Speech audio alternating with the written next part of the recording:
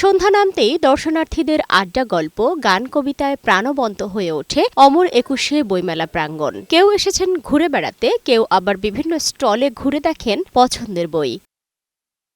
তবে দিনের বেলা লোকসমাগম ছিল না বললেই চলে। মেলা গড়ানোর পর ভিড় কিছুটা বাড়লেও ছুটির দিনে বিগত বছরের উপচে পড়া ভিড় এবার নেই। যারা এসেছেন তারা আনন্দ নিয়ে মেলায় ঘুরে বেরিয়েছেন। রমজান চলছে, উপস্থিতি তো একটু কম হবে, এটাই স্বাভাবিক। যেহেতু খুব দ্রুত বাড়ি চলে যাব, ওই জন্য মূলত আগে এসেছি। আসছি এখানে ঘোরার জন্য এবং আমাদের বই দেখবো, পছন্দ হলে কিনবো। নানা কারণে এবারের অমর একুশে বইমেলায় সময় কয়েক দফা পিছিয়েছে, কমেছে মেলার ব্যাপ্তিও। সেই সাথে রমজানের ছুটি, সব মিলিয়ে আশানুরূপ বই বেচাকেনা না হওয়ার আশঙ্কা রয়েছে লেখক ও প্রকাশকদের মাঝে। আমরা আশাবাদী যে এই কয়েকদিনের ভিতর হয়তো আরো ভালো কিছু আমরা পাবো।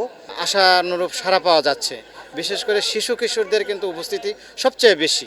মানুষের যেই দৈন্যতা, মানুষের ভেতরে যেই অস্থিরতা, সবকিছু মিলিয়ে চেষ্টা করেছি আসলে বইটা ছাপানোর আর কি। এদিকে মেলার তৃতীয় দিন সাপ্তাহিক ছুটির দিন থাকায় সকাল থেকে দুপুর 1টা পর্যন্ত ছিল শিশু প্রহর। অপু আর দীপুর পুতুল নাট্যে মেতে ওঠে মেলায় আগত শিশুরা। বাঘের সাথে হ্যান্ডশেক করা আর বাঘের সাথে দেখা করা। প্রথম বই মেলা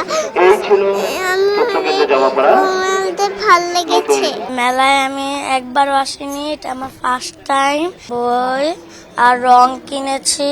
এবারের বইমেলায় অংশ নিয়েছে 549টি প্রকাশনা প্রতিষ্ঠান। 18 দিনের এই মেলা চলবে 15 মার্চ পর্যন্ত। সালমা জাহান মুক্তা, বৈশাখী সংবাদ, ঢাকা।